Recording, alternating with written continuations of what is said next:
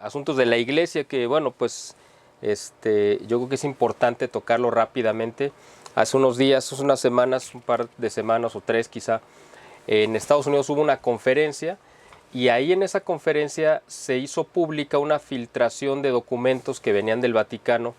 de gente pues, obviamente que tenía acceso a este tipo de información que es confidencial, en la cual pues se desmonta y se tira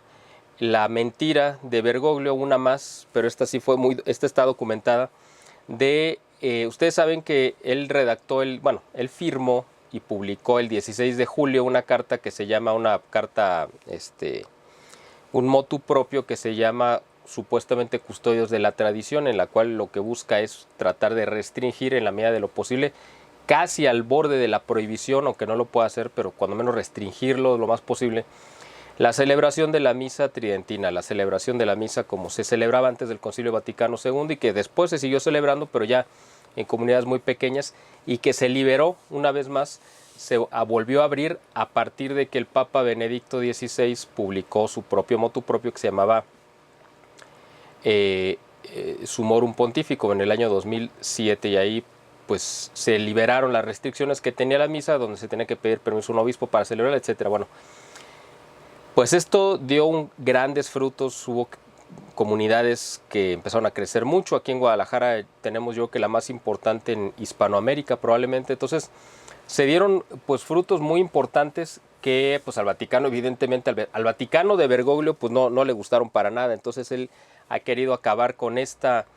que él considera pues como una influencia quizá perniciosa, cuando menos para sus planes, sus proyectos, sus ambiciones y la agenda que él representa, que ya sabemos que no es la de la iglesia.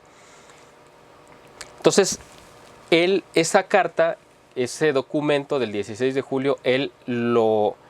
sustenta supuestamente en que a finales del año pasado enviaron a todos los obispos del mundo unas preguntas, una encuesta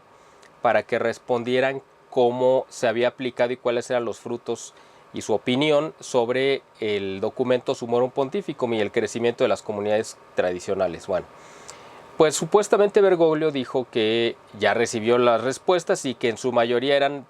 contrarias, es decir, que querían que se acabara con la misa tradicional. Eso supuestamente es lo que decía él, y en base a eso redactó este documento. Bueno, pues resulta que esta filtración que hubo y que se hizo pública en una conferencia en Estados Unidos dice exactamente lo contrario. Se muestran las pruebas documentales de que las encuestas que se enviaron desde el Vaticano a todos los obispos del mundo, pues para empezar solamente lo respondió un 30% de los obispos, el otro 70% por la razón que sea no lo consideró importante, por la razón que sea no lo respondieron. Pero de ese 30%, yo creo que alrededor de un 80% fue favorable a que continuara la misa tradicional como estaba o que se ampliara. Es decir, decía el resultado de la encuesta era todo lo contrario a lo que quería Bergoglio. Entonces, exactamente al mismo modelo y al mismo estilo de López Obrador, de que él hace una pregunta esperando ya una respuesta, y si esa respuesta no se corresponde a lo que él esperaba, entonces pues trata de alterar la realidad, ¿no? Que eso es lo que está haciendo Bergoglio. Y eso es lo que él hizo con este documento. Entonces, el hecho de mostrar públicamente y de manera abierta y flagrante la mentira descarada en la que él está cayendo, pues es un escándalo que va a tener repercusiones. Yo creo que hay que ponerle mucha atención. Esto no se va a quedar así, esto va a trascender, y pues hay que estar muy al pendiente de eso, porque esto básicamente viene fuerte, ¿no? Yo creo que sí vale mucho la pena darle seguimiento a este asunto, porque se está demostrando de una manera documental que pues Bergoglio es un mentiroso, y si mintió con ese descaro sobre este tema, pues evidentemente esto echa abajo pues todo lo demás. Ustedes saben que la gente que se ha tomado la molestia en México de ir dándole seguimiento puntual a las miles de mentiras que ha dicho López Obrador en 3 años de gobierno, ya le han contabilizado alrededor de 60,000, me parece. Entonces, eso demuestra obviamente que está parado sobre la falsedad completa, pero en el caso de un pontífice pues es muy distinto, porque estamos hablando de una figura moral que se supone que su principal fuerza pues es hablar con la verdad, y cuando se le demuestra lo contrario pues lo pone muy mal. Pero